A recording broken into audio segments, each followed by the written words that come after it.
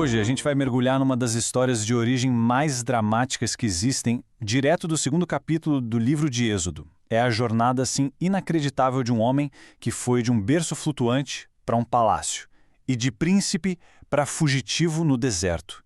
Vamos entender direitinho como tudo isso aconteceu. A história toda já começa com essa pergunta que parece quase impossível, né? E ela já prepara o terreno para todo o drama. Como é que um bebê condenado à morte por um decreto real não só sobrevive, mas acaba sendo criado como um príncipe, bem no coração do império que queria acabar com ele?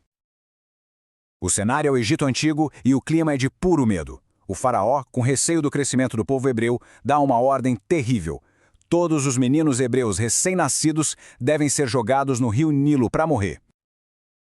E é nesse mundo de medo que a nossa história começa, com um ato que deveria ser algo comum, mas se torna um ato de rebeldia, o nascimento de um menino numa família hebraica da tribo sacerdotal de Levi. Aqui a gente vê uma mistura de desespero com genialidade. A mãe, não podendo mais esconder o filho, bola um plano super audacioso. Cada passo é muito bem calculado. Depois de 3 meses escondendo ele, ela constrói um cestinho à prova d'água e o coloca no mesmo rio que deveria ser o túmulo dele. E, um detalhe crucial, ela posiciona a irmã mais velha para ficar vigiando de longe.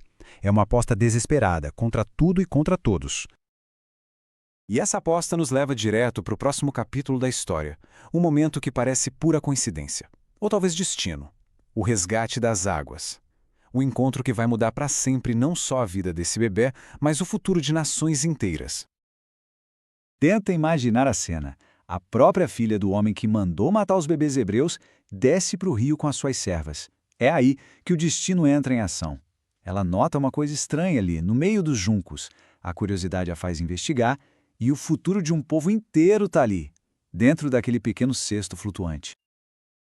Quando ela abre o cesto e vê o bebê chorando, ela entende a situação na hora. As palavras dela são simples, mas têm um peso enorme. Ela não reage com obediência cega ao decreto do pai, mas sim com compaixão. E esse, bem aqui, é o ponto de virada fundamental da história. A coragem e a inteligência da irmã do bebê são impressionantes. Vendo a compaixão da princesa, ela sai do esconderijo e faz a proposta perfeita.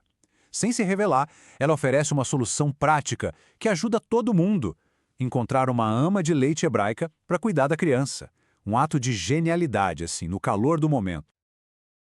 E o plano funciona aqui, é uma beleza. A criança não só é salva, como é devolvida para a própria mãe para ser amamentada. Só que agora com a proteção e o pagamento da casa real. E quando ele cresce, a filha do faraó o adota oficialmente e dá a ele o nome que vai selar sua identidade para sempre: Moisés, que significa tirado das águas. Agora vamos avançar um pouco no tempo. Aquele bebê salvo do rio agora é um homem adulto, um príncipe do Egito. Só que ele vive com um segredo, uma identidade dividida que vai levá-lo a fazer uma escolha impulsiva e, no fim das contas, fatal. A dualidade da vida dele é uma coisa impressionante. De um lado, o poder e o privilégio de um príncipe egípcio. Do outro, a consciência da sua origem hebraica e a visão da brutalidade que seu povo sofria. Essa tensão interna está prestes a explodir. E a tensão explode. Um dia, ele vê a brutalidade com os próprios olhos. Um capataz egípcio espancando um trabalhador hebreu. No impulso de fúria e talvez de uma justiça distorcida, Moisés intervém e mata o egípcio. Uma decisão que muda a vida dele para sempre. E ele enterra o corpo na areia, torcendo para que ninguém tenha visto. Mas olha, segredos raramente ficam enterrados por muito tempo. A tentativa de Moisés de fazer justiça com as próprias mãos o coloca no caminho da fuga, porque o seu ato é descoberto da forma mais inesperada possível. Moisés age pensando que ninguém viu, que sua posição de príncipe o protege. Mas a questão que fica é: um segredo desse tamanho pode mesmo ser guardado, principalmente quando se está no meio do seu próprio povo? A resposta vem no dia seguinte, e é chocante. Ao tentar separar uma briga entre 2 hebreus, um deles vira e joga essa frase na cara dele. Imagina o baque para Moisés. Ele agiu para defender um hebreu, mas agora é outro hebreu que o expõe. O segredo acabou. A ameaça não vem dos egípcios, mas de dentro da sua própria comunidade.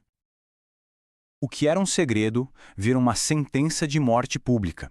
Quando a notícia chega ao faraó, a proteção que Moisés tinha como príncipe evapora. Para o Estado egípcio, ele agora é um assassino e um traidor. Sua única opção, fugir para salvar a própria vida.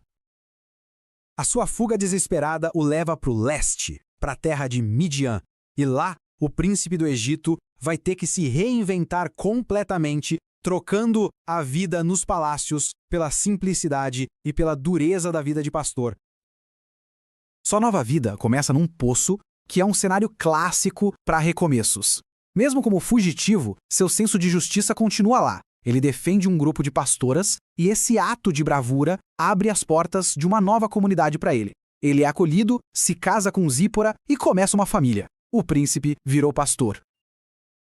E o nome que ele dá ao seu primeiro filho, Gerson, revela tudo sobre seu estado de espírito.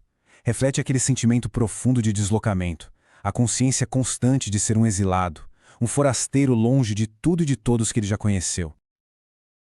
Então, enquanto Moisés constrói uma vida tranquila e anônima em Midian, a história no Egito não para. A opressão só piora, o sofrimento dos hebreus se intensifica e os seus clamores por liberdade preparam um palco para o próximo grande ato dessa saga.